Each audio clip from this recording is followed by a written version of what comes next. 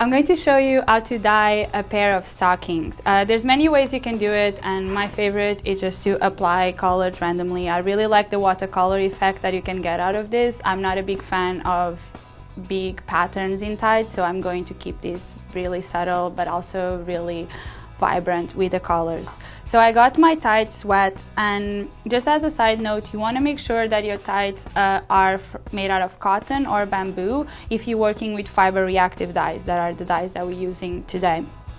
I wet my fiber and I'm going to soak it into the activator solution and let it stay in there for 5 to 10 minutes.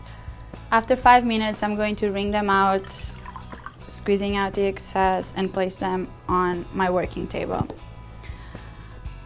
So as I said, I'm going for a pretty watercolor moldy effect, so I'm going to scrunch them together like in a tiny ball, but like pretty randomly. And I'm going to start applying the colors that I chose, which are lilac, mulberry, and aqua.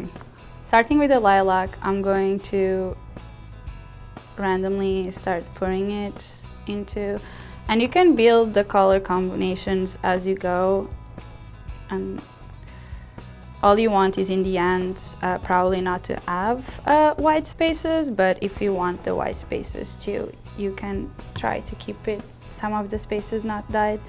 I'm going to add my mulberry color.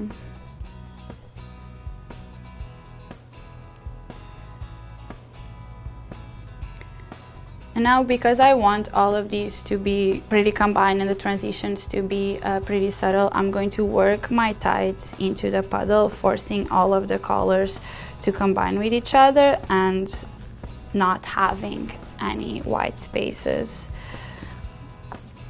And you can see that like now what we have is a combination of all the colors that I chose previously.